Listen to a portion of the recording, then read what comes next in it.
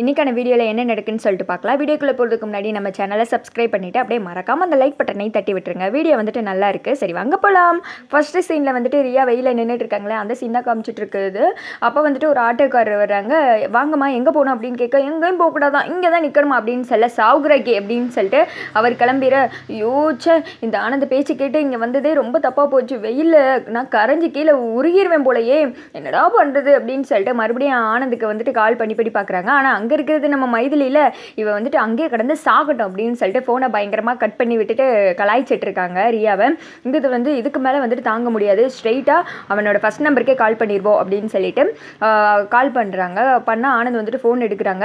என்ன ஆனந்துச்சா உன்னை நம்பி இப்படி வெயிலில் வந்து நின்ன பாரு, என்ன சொல்ல, நீ எப்போ தான் வருவ, இன்னும் அந்த மீட்டிங் முடிஞ்சு தொலையலை அப்படின்னு சொல்ல, நீ வேற கடுப்பை கிளப்பிட்டு இருக்காத, என்ன மீட்டிங் அதுன்னு உளறிட்டு இருக்க, நானே இங்கே கார்த்தி வந்துட்டு என்னை கடுப்பேற்றுறான்னு வெறுப்பில் இருக்கேன், நீ வேற என்னத்தையாவது ஒன்று சொல்லிட்டு இருக்காது அப்படின்னு சொல்ல, என்னது நான் ஏதாவது ஒன்று சொல்கிறேன், நீ தானே என்னை கிளம்பி வந்து பார்க்க போகலாம், பீச் போடலாம், அதுன்னு என்னென்னலாமோ சொன்னேன், இப்போ வந்துட்டு இப்படி பேசிகிட்டு இருக்க அப்படின்னு சொல்ல, என்னது நான் சொன்னேனா அப்படின்றாங்க. ஆமாம் நீ தான் உன் புது நம்பர்லேருந்து கால் பண்ணி என்கிட்ட பேசினேன் அப்படின்னு சொல்ல, இங்கே பாரு ஆளு தான் பார்க்க இப்படி இருக்கு, ஆனால் மண்டையில் ஒன்றுமே கிடையாது, சே அறிவில்லையா, யாரோ உன்னை கால் பண்ணி ப்ராங்க் பண்ணியிருக்காங்க, அனுப்பா ஃபோனை வை அப்படின்னு சொல்லிட்டு ஃபோனை கட் பண்ணிடுறேன்.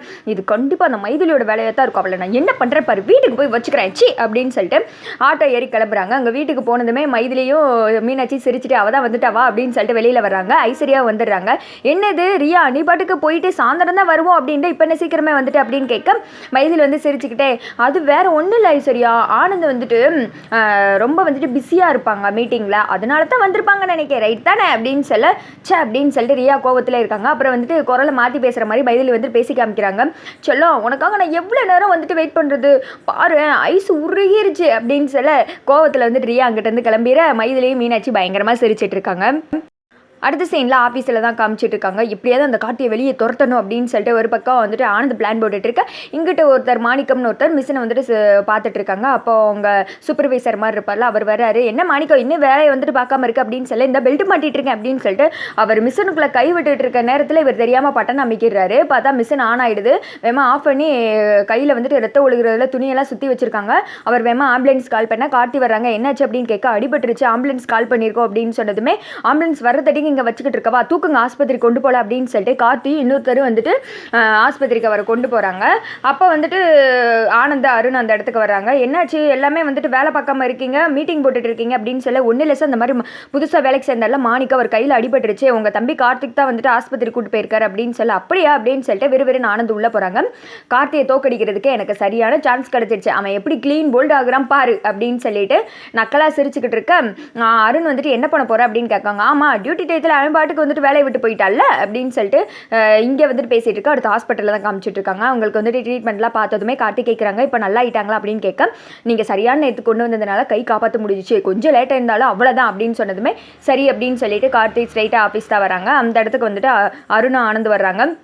அந்த ஒர்க்கர் எப்படி இருக்காங்க அப்படின்னு சொல்லிட்டு அருண் கேட்க, சரியான நேரத்துக்கு கொண்டு போனதுனால காப்பாற்ற முடிஞ்சு கையை அப்படின்ற மாதிரி சொன்னாங்கன்னு சொன்னதுமே ஆனந்த் சொல்கிறாங்க, சாரி கார்த்திக், அந்த ஒர்க்கர் கையை காப்பாற்ற தெரிஞ்ச உனக்கு வேலையை காப்பாற்ற தெரியலே அப்படின்னு சொல்ல, நான் அப்படி என்ன பண்ணிட்டேன், சரியான நேரத்துக்கு ஹாஸ்பிட்டல் கூட்டு போனது தப்பா அப்படின்னு சொல்லிட்டு கார்த்திக் கேட்க, அது தப்பு கிடையாது, ஆனால் டியூட்டி நேரத்தில் போனதானே தப்பு, ரூல் நம்பர் 6 என்ன இருக்குது, ஒர்க்கர் வந்துட்டு எந்த டயத்தையும் வந்துட்டு வேஸ்ட் பண்ணக்கூடாது, அப்படி ஏதாவது ஆனாலும் ஆம்புலன்ஸ் தான் கால் பண்ணணும், இங்கே எந்த டயத்தை வேஸ்ட் பண்ணிவிட்டு அவங்க கம்பெனியை விட்டு வெளியில் போகக்கூடாதுன்னு போட்டிருக்கல அப்படின்னு சொல்ல, அதுக்காக அவருக்கு கை போயிடுச்சுன்னா கம்பெனி வந்துட்டு எல்லாமே கொடுத்துருமா, அவருக்கு குடும்பம் எவ்வளோ கஷ்டப்படாது அதெல்லாம் நினச்சி பற்றி அப்படின்னு சொல்ல, அதுக்கு வந்துட்டு இன்சூரன்ஸ் பண்ண எல்லாமே இருக்குது, அதெல்லாம் நம்ம கொடுத்துடலாம், நீ எதுக்கு வேலையை விட்டு போன, உன் டயத்தை எதுக்கு நீ வேஸ்ட் பண்ண அப்படின்னு சொல்லிட்டு கேட்க, கொஞ்சம் வந்துட்டு மனிதாபமானமாக வந்துட்டு பேசு, என்ன நீ இப்படிலாம் பேசிகிட்டு இருக்க அப்படின்னு சொன்னதுமே, மனிதாபமானத்தெல்லாம் பார்த்துட்டு இருந்தா கல்லவை எப்படி வந்துட்டு ஃபில் பண்ணுறது அப்படின்னு சொல்லிட்டு ஆனந்த் கேட்க, நீ பேசுறது ரொம்ப தப்பாக இருக்குது அப்படின்ற மாதிரி கார்த்தி சொல்ல, அதெல்லாம் என்கிட்ட பேசிகிட்டு இருக்காது, அவ்வளோதான், ரூல்ஸ்னால் ரூல்ஸ் தான், நீ வந்துட்டு இந்த வேலையில் இருக்க முடியாது, டிஸ்மிஸ் அப்படின்னு சொல்லிட்டு உள்ளே போனதுமே அபிராமிக்கு தான் கால் பண்ணுறாங்க.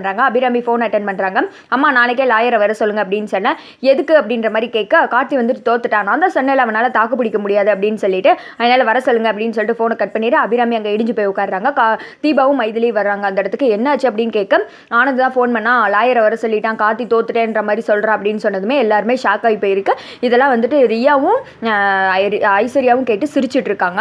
அடுத்து இங்கே ஆஃபீஸில் தான் காமிச்சிட்டு இருக்காங்க. கார்த்தி ஆஃபீஸை விட்டு வெளியில் போய்கிட்டு இருக்க, ஆனந்த் அருண் உள்ளே பேசிகிட்டு இருக்காங்க. எப்படி நான் கார்த்தியை தோக்கடிச்ச பார்க்கல அப்படின்னு சொல்லிட்டு அந்த பக்கம் எள்ளுவாயன் வந்துட்டு டைலாக் விட்டுக்கிட்டு இருக்க, இங்கிட்ட ஒர்க்கர்ஸ்லாம் மிஷின் ஆஃப் பண்ணி வச்சுட்டு வரிசையாக கிளம்புறாங்க. இதை பார்த்ததுமே வந்துட்டு எல்லாரும் ஷாக் ஆகி வர்றாங்க. அருணும் ஆனந்தும், என்ன நீங்கள் எல்லாருமே மிஷின் ஆஃப் பண்ணி வச்சுட்டு அவங்க கூட போகிறீங்க அப்படின்னு சொல்ல, கார்த்திக் சார் நீங்கள் இருங்க நாங்கள் உங்கள் கூட வரோம் அப்படின்னு சொல்லிட்டு இவனெல்லாம் மதிக்காமல் அவங்க பாட்டுக்கு கார்த்தி பின்னாடி கிளம்ப ஆரம்பிச்சிடுறாங்க. இவன் கூட போய் என்ன பண்ண போகிறீங்க, ஏன் நீங்கள் எல்லாத்தையும் என்னால் வேறு ஆளை வந்துட்டு வேலைக்கு வைக்க முடியாது அப்படின்னு சொல்லி நீங்கள் யாரை வேணால் வச்சுக்கோங்க, கார்த்திக் சார் இல்லாத கம்பெனியில் நாங்களும் வேலை பார்க்க மாட்டோம் அப்படின்னு சொல்லிடுறாங்க. இவங்க கூட சேர்ந்து என்ன பிச்சை எடுக்க போகிறீங்களா அப்படின்னு கேட்க, அதை பற்றிலாம் நீங்கள் கவலைப்பட வேணாம் சார், நாங்கள் என்ன வேணால் பண்ணிக்கிறோம் அப்படின்னு, நீங்கள் இல்லாட்டி இந்த கம்பெனி என்ன ஓட முடியாதுன்னு பார்க்குறீங்களா, வேற ஆளை வச்சு நான் ஓட்டிப்பேன் அப்படின்ற மாதிரி சொன்னதுமே, அது உங்கள் விருப்பம் சார், நீங்கள் யார் வேணால் வேலைக்கு வச்சுக்கோங்க, ஆனால் நாங்கள் கார்த்திக் சார் இல்லாத கம்பெனியில் வேலை செய்ய மாட்டோம், எங்களுக்கு ஒன்றுனோடனே இப்படி வந்துட்டு கார்த்திக் சார் முந்திக்கிட்டு வேலை பார்த்துருக்காங்க, ஆனால் அவரே நீங்கள் வேலை விட்டு அமுச்சு விடுறீங்க, நாளைக்கு இந்த மாதிரி எங்களுக்கு ஏதாவது நடந்துச்சுன்னா இப்படி தானே பண்ணுவீங்க, நாங்கள் வந்துட்டு கார்த்திக் சார் பக்கம் தான் நிற்போம் அப்படின்னு சொல்ல ஆனந்த் ஷாக் ஆகி போய் பார்க்குறாங்க. அதோட பார்த்தீங்கன்னா வீடியோ முடிஞ்சிருது.